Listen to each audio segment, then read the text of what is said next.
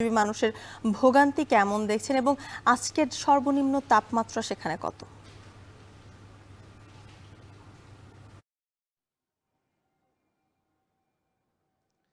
আসলে ভোর থেকে আমরা যেটি দেখছি যে তীব্র বাতাস এবং যে কুয়াশা সেটির কারণে কিন্তু রাজশাহীতে শীতের যে অনুভূতি সেটি আসলে বেড়েছে। আজকে ভোর ৬টার সময় ৯.৬ ডিগ্রি সেলসিয়াস তাপমাত্রা রেকর্ড করা হয়েছে, তবে বাতাসের যে প্রবাহ সেটি কিন্তু আসলে বেড়েছে।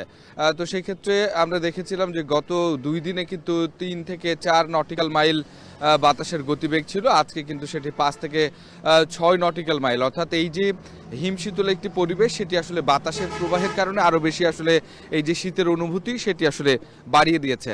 তো রাজশাহীতে আমরা ভোর থেকে আসলে যেটি দেখছি যে বিভিন্ন সড়ক মহাসড়কে কুয়াশার কারণে হেডলাইট জ্বালিয়ে আসলে গাড়ি বা যানবাহন চলাচল করছে এবং নগরে আসলে এখন পর্যন্ত মানুষের উপস্থিতি আসলে কমেছে।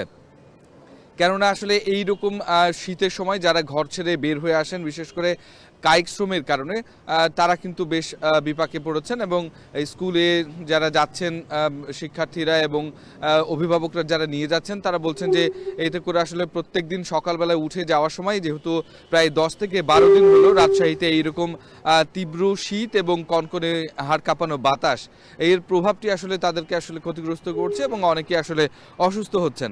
আমরা সকাল থেকে বিভিন্ন পথঘাটে দেখেছি যে খড়কুটো জ্বালিয়ে অনেকেই কিন্তু আসলে আগুন জ্বালিয়ে আসলে শীত নিবারণের চেষ্টা করেছেন এবং এর মধ্যে দিয়ে খানিকটা শীত থেকে যে পরিত্রাণ পাওয়ার চেষ্টা সেটি আমরা লক্ষ্য করেছি।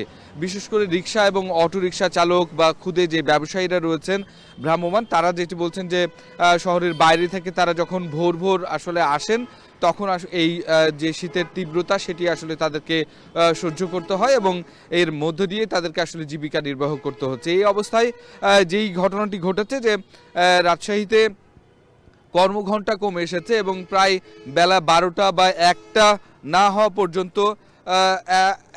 পর্যন্ত কিন্তু এখন পর্যন্ত আমরা লক্ষ্য করছি জ্যোতিকা যে এই যে শ্রমঘণ্টা কমেছে এবং যে নিম্ন প্রান্তিক যে মানুষেরা তাদের আসলে আয় রোজগার কমেছে এবং এতে সবচেয়ে বেশি দুর্ভোগে যারা পড়েছে এই তীব্র কনকনে বাতাসের কারণে, যেগুলো আমরা লক্ষ্য করছি যে নদী পাড়ের মানুষ এবং চরাঞ্চলের মানুষ তারা সবচেয়ে বেশি আসলে ভোগান্তিতে পড়েছে। তো জ্যোতিকা, এই যে শীতের তীব্রতা আমরা সকাল থেকে কিন্তু এখন আরও বেশি অনুভব করছে। তো এই ছিল রাজশাহী থেকে আমার কাছে সর্বশেষ খবর।